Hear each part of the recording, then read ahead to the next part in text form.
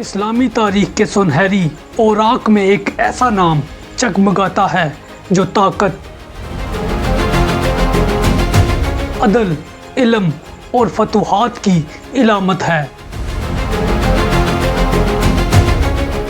صرف 17 سال کی عمر میں ایک نوجوان تخت پر بیٹھتا ہے۔ باپ کی شہادت کے بعد ایک ایسی عظیم سلطنت اس کے ہاتھ میں آتی ہے جس کی حدود مشرق سے مغرب تک پھیلی ہوئی ہے۔ اب سوال یہ تھا کہ ایک کم عمر حکمران اتنے بڑے بوجھ کو کیسے سنبھال سکتا ہے، لیکن تاریخ گواہ ہے کہ نہ صرف اس نے سنبھالا بلکہ دنیا کو حیران بھی کر دیا۔ یہ وہی سلطان ہے جس کی فتوحات نے بازنطینی سلطنت کو ہلا کر رکھ دیا تھا، جس کے حکم سے اسلام کا پرچم بحیرہ روم سے یمن اور قفقاز سے مقدس حجاز تک لہرانے لگا۔ یہ وہی سلطان جس کے ہاتھوں میں مکہ اور مدینہ کی خدمت کا اعزاز آیا، لیکن اس کی عظمت صرف فتوحات تک محدود نہیں تھی۔ اس کے وزیر اعظم نظام الملک طوسی نے اس کے دور میں مدارس نظامیہ قائم کیے جو صدیوں تک علم و حکمت کے مینار بنے رہے۔ اس کے دربار میں ایسے لوگ شامل تھے جن کے ساتھ مل کر اس نے دنیا کا سب سے درست کیلنڈر بنایا، جس کا نام جلالی کیلنڈر تھا۔ یہ کہانی صرف جنگوں اور فتوحات کی نہیں، یہ علم، عدل اور انصاف کی بھی ہے، لیکن ساتھ ہی ایک سوال یہ بھی چھوڑتی ہے، اگر یہ کچھ عرصہ اور زندہ رہتے تو کیا صلیبی جنگیں کبھی کامیاب ہوتی؟ یہ ہے وہ داستان جو دل کو جھنجھوڑ دیتی ہے، یہ ہے وہ سنہری باب جو تاریخ اسلام کو روشن کرتا ہے۔ یہ کہانی ہے سلطان ملک شاہ سلجوقی کی۔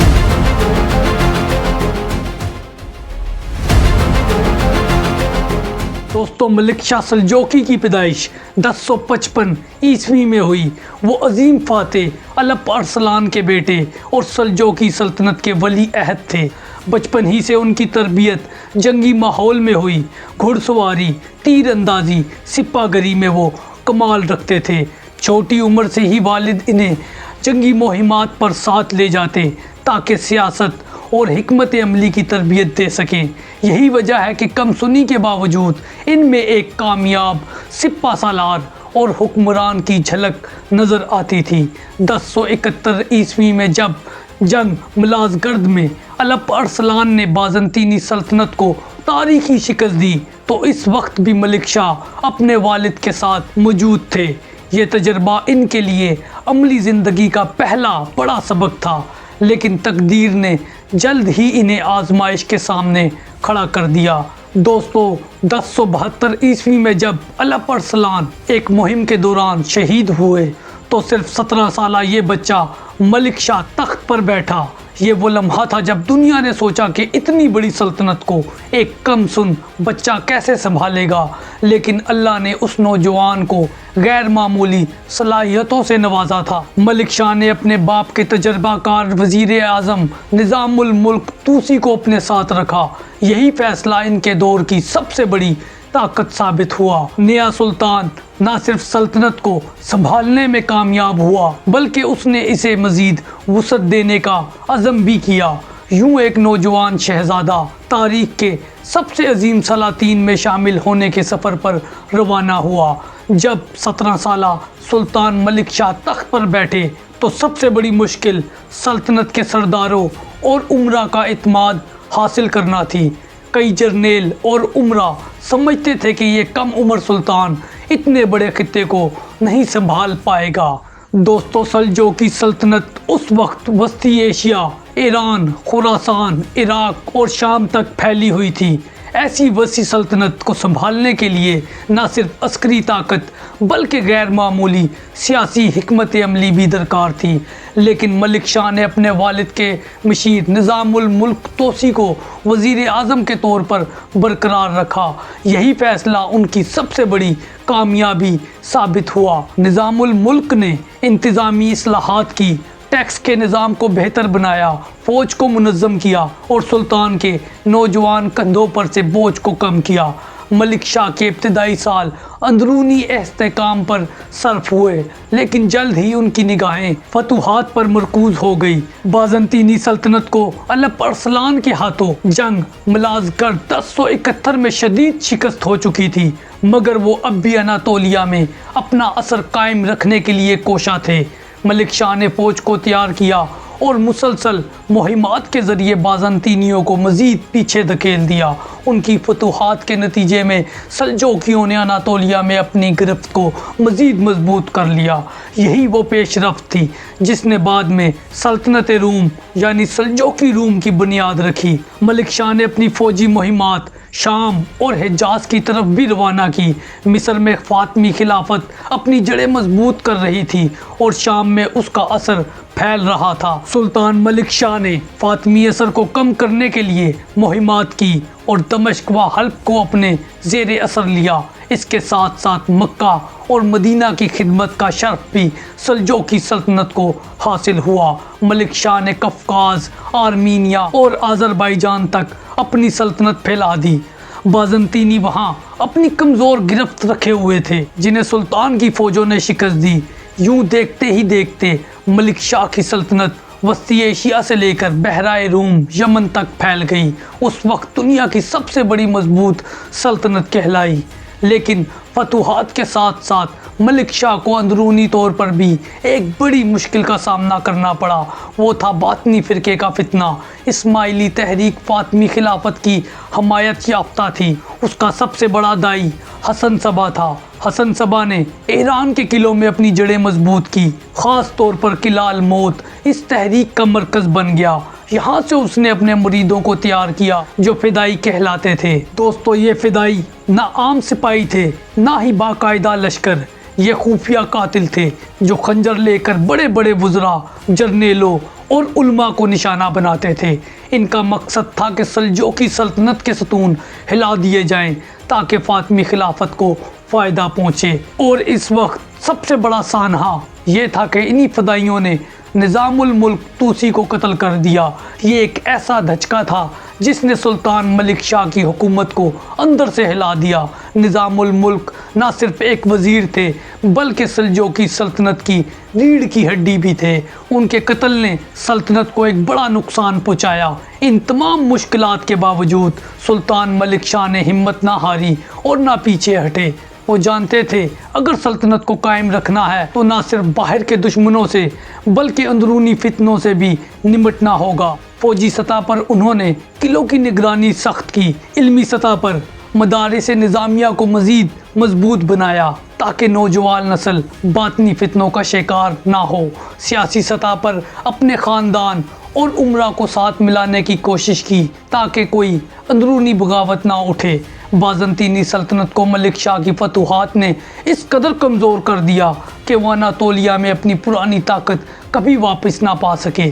یہی وہ کمزوری تھی جس نے بعد میں صلیبی جنگوں کا راستہ کھولا۔ لیکن اگر ملک شاہ زیادہ عرصہ زندہ رہتے تو ممکن ہے صلیبی فوجیں کبھی مشرق میں کامیاب نہ ہوتی۔ دوستو، ملک شاہ کا دور صرف تلوار اور فتوحات کا نہیں تھا۔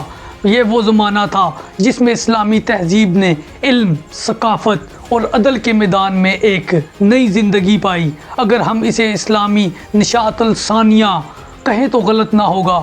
ملک شاہ جانتے تھے کہ سلطنت کو صرف فوجی طاقت سے قائم نہیں رکھا جا سکتا بلکہ ایک مضبوط فکری اور علمی بنیاد بھی ضروری ہے۔ اسی سوچ کے تحت انہوں نے اپنے وزیر کے ذریعے ایسی اصلاحات اور منصوبے شروع کیے جن کے اثرات صدیوں تک قائم رہے۔ دوستو، نظام الملک نے ملک شاہ کی سرپرستی میں مختلف شہروں میں مدارس قائم کیے۔ ان مدارس کو بعد میں مدارس نظامیہ کہا جانے لگا۔ یہ صرف درس گاہیں نہیں تھی بلکہ اسلامی دنیا میں تعلیم کا سب سے بڑا نیٹ ورک بن گئی تھی۔ بغداد کا مدرسہ نظامیہ سب سے مشہور تھا، جہاں امام غزالی جیسے عظیم عالم نے تدریس کی۔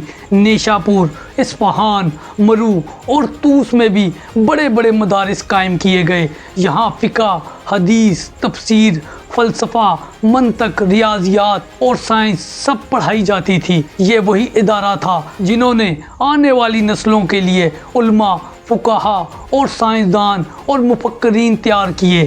یورپ کے تعلیمی نظام پر بھی ان مدارس کا گہرا اثر پڑا۔ ملک شاہ نہ صرف علم کے سرپرست تھے بلکہ انصاف کے بھی علمدار تھے۔ تاریخ میں آتا ہے کہ اگر کسی عالم یا غریب کی شکایت ہوتی تو وہ براہ راست سلطان تک پہنچ سکتا تھا۔ عدالت کے دروازے سب کے لیے کھلے تھے۔ یہ عدل اور علم کی سرپرستی ہی تھی جس نے ان کے دور کو واقعی سنہری دور بنا دیا تھا۔ ملک شاہ کے دربار کا سب سے حیران کن پہلو یہ تھا کہ انہوں نے سائنسدانوں اور فلسفیوں کو بھی اپنے قریب رکھا۔ انہی میں سے ایک تھے عمر خیام نیشاپوری۔ عمر خیام ایک عظیم ریاضی دان، فلکیات دان اور فلسفی تھے۔ ملک شاہ نے انہیں اور دیگر ماہرین فلکیات کو جمع کیا تاکہ ایک ایسا نیا کیلنڈر بنایا جا سکے جو سورج اور زمین کی گردش کے اعتبار سے سب سے زیادہ درست ہو۔ 1088 عیسوی میں یہ کیلنڈر تیار ہوا جسے جلالی تقویم کہا گیا۔ یہ کیلنڈر آج بھی جارجین کیلنڈر سے زیادہ درست مانا جاتا ہے۔ اس میں سال کے حساب میں اتنی باریک بینی اختیار کی گئی ہے کہ سورج کی حرکت میں صرف چند سیکنڈ کا فرق رہ جاتا ہے۔ یہ کیلنڈر زراعت، تہواروں، موسمی حساب کی کتابوں میں شامل ہوتا ہے۔ یورپ کے سائنسدان جب بعد میں اپنے کیلنڈر جارجین کیلنڈر کی اصلاح پر آئے تو انہوں نے جلالی کیلنڈر سے استفادہ حاصل کیا۔ اسی طرح ملک شاہ کا یہ کارنامہ عالمی تاریخ میں ہمیشہ زندہ رہا۔ ملک شاہ کے دور میں صرف عمر خیام ہی نہیں بلکہ اور عظیم شخصیات بھی سامنے آئی۔ امام غزالی، جنہیں بغداد کے مدرسہ نظامیہ میں تدریس کے لیے مقرر کیا گیا تھا، ابو حامد، امام الحرمین اور دیگر فقہا بھی انہی مدارس سے وابستہ تھے۔ ملک شاہ کے دور کا علمی ماحول بعد کے کئی سو سال تک اسلامی دنیا پر اثر انداز ہوا۔ صلیبی جنگوں کے دوران جب یورپی مشرق میں آئے تو انہیں انہی مدارس اور علمی مراکز سے بہت کچھ سیکھنے کو ملا۔ مسلمانوں نے فلکیات، ریاضی اور فلسفے کے جو خزانے اس دور میں تیار کیے وہ بعد میں یورپ کے سائنسدانوں کے ہاتھ لگے اور یورپی تعلیمی نظام کی بنیاد بنے۔ ملک شاہ نے اپنے دور میں فن تعمیر پر بھی توجہ دی۔ مساجد، مدارس، قلعے اور سرائے تعمیر کیے گئے۔ بغداد، نیشاپور اور اصفہان جیسے شہر نہ صرف سیاسی بلکہ علمی و ثقافتی مراکز بھی بنے۔ سلطان ملک شاہ سلجوقی کی زندگی ایک عظیم فتح اور شاندار حکمرانی کی کہانی تھی، مگر تاریخ کا یہ اصول رہا کہ ہر عروج کے بعد زوال ضرور آتا ہے۔ ملک شاہ کی سلطنت اپنی طاقت کے عروج پر تھی۔ وہ مشرق سے لے کر مغرب تک ایک وسیع خطے پر حکومت کرتا تھا، لیکن اندرونی سازشیں، دربار کی رکاوٹیں اور ذاتی کمزوریاں اس عظیم حکمران کے لیے زوال کا پیغام لے کر آئی۔ دوستوں، ملک شاہ کے دربار میں سب سے بڑی طاقت اس کے مشہور وزیر نظام الملک طوسی تھے۔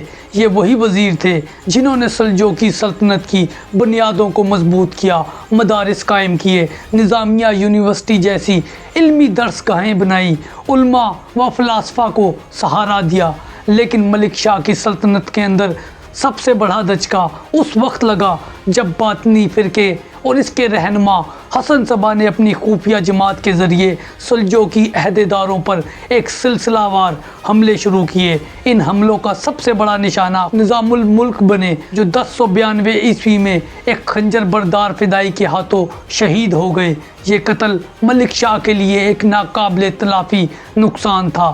اپنے وزیر کی شہادت کے صرف چند ماہ بعد تقدیر نے خود سلطان ملک شاہ کو بھی نہیں بخشا۔ وہ صرف 37 برس کی عمر میں ایک پراسرار بیماری जिसे बाज़ मौरखीन जहर देने की साजिश करार देते हैं, इसमें मुब्तला होकर दुनिया से रुखसत हो गए। यूं एक अजीम हुक्मरान जो अपनी जवानी और फतूहात के अरूज पर था, अचानक मौत की आगोश में चला गया। मलिक शाह के बाद तख्त के वारिस के तौर पर इसके बेटे कमसुन थे, जिनमें से किसी के पास भी वो सियासी हिकमत, जंगी बसीरत या क़ुव्वत नहीं थी जो एक वसी सल्तनत को यकजा करके रख सके।